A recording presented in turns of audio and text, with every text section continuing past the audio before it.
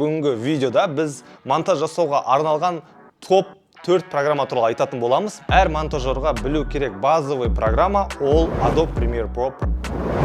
Программа видеоны қосып, кесіп, музыка қойып, склейка жасап, переходтар жасап, цветокоррекция жасап, видеоны дайындау үшін қолданылады. Бұл жерде сіздер супер күшті спецэффекттер жасай алмайсыз, бірақ та базовый спецэффекттер, типа переходтар, цветокоррекцияларды осы жерде істесеңіз болады. Көбінесе тойды монтаждау үшін, love story'ді монтаждау үшін, клипті монтаждау үшін, кейде даже киноны монтаждау үшін қолданылады.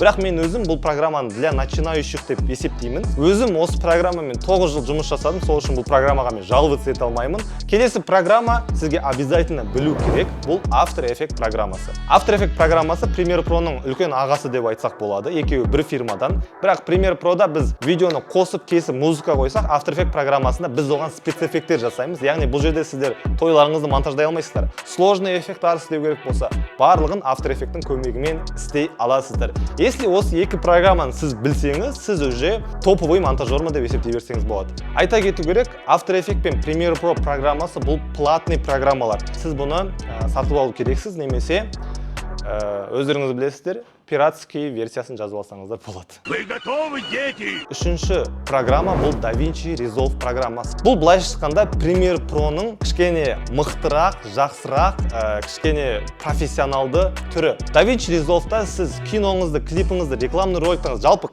қандай видео бар, соның бәрі монтаждай аласыздар. Және бұл программаның басты фишкасы, бұл программада цветокоррекция жасауға болады. Жалпы бәр жерде ең профессионалды цветокоррекциялар ол DaVinci Resolve-та жасалады. Бүкіл эффекттарды істеуге болатын DaVinci Resolve-тың ішінде панель бар, ол Fusion деп айтылады.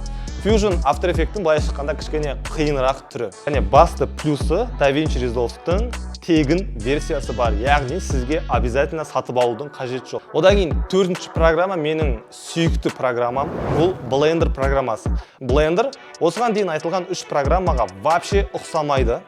Несімен, өйткені бұл CGI эффекттер жасауға арналған программа. CGI деген не пәле? Disneyдің мультфильмдарын есіңізге түсіріңіздер. Оның барлығы толығымен компьютерде жасалынған. Оның моделін жасайды, текстурасын қояды, анимациясын жасайды. Соны біз CGI деп айтамыз. Blender'дың көмегімен сіз миға кірмейтін супер эффекттарды жасай аласыздар. Машинаңыз жараласыздар, ұшыра аласыздар. NLO қоя аласыздар. Жалпы күш қуатыңыз бен біліміңіз не нәрсеге жетіп тұр, сол нәрсенің барлығын осы Blender программасы істей аласыздар. Және бұл программаның басқа CGI программалардан басты артықшылығы бұл толығымен тегін программа. Сонымен достар, мен өзім осы 4 программаларды пайдаланып, өзіме қажет спецэффекттардың бәрін істей аламын.